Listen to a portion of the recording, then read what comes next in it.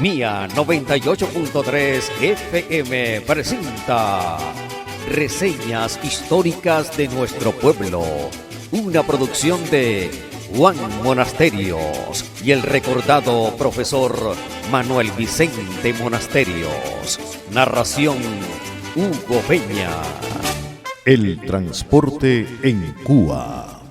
En el verano de 1917, exactamente el 19 de marzo, día de San José, empezó a rodar por las calles y los caminos de Recuas el primer automóvil que llegó a la población de Cuba. Desde aquellos años, el auto se convirtió en las máquinas añoradas por todos. Poco a poco se transformó en uno de los elementos más importantes de la movilidad.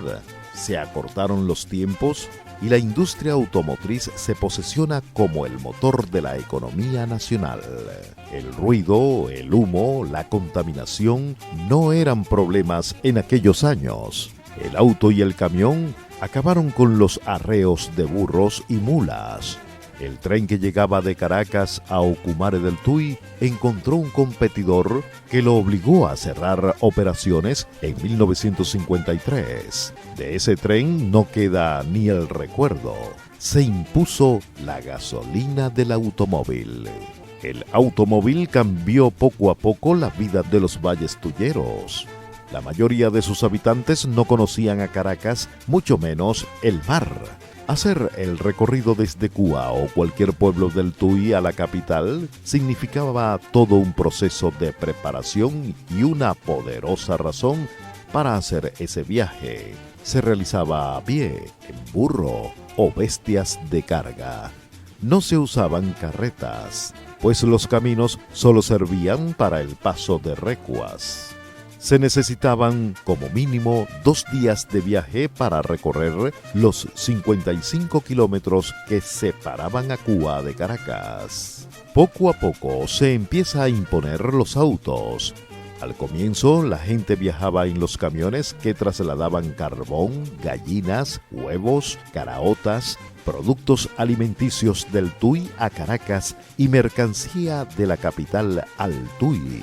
Durante muchos años, la gasolina la trasladaban en pipotes de 200 litros. Las primeras ventas de gasolina en Cuba fueron las de Samuel Chister, Blas Santaella y José Manuel Escobar Vale. La primera bomba expendedora de combustible la montó don Panchito Manso, ubicada en Los Corrales. En 1904 se construyó el primer puente sobre el río Tuy, el cual unía a Marín con el caserío El Conde en la vía a San Casimiro y El Llano.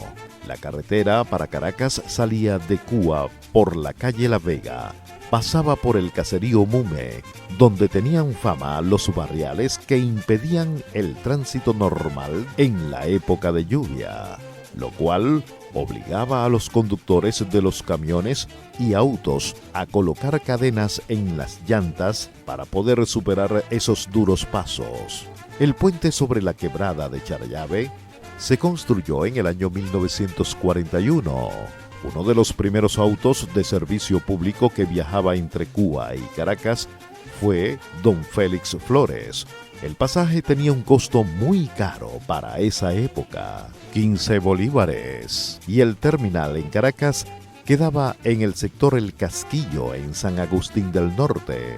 Posteriormente hace la ruta Juancito Edrix, con su famoso autobús El Morrocoy Azul, al que Panchito Pring le dedicó un golpe tuyero.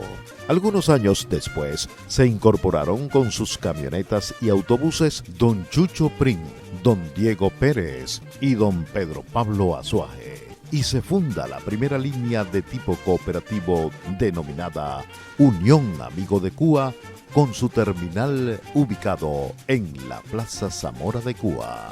El viaje era muy complejo, pues se apartaban el puesto con suficiente anticipación.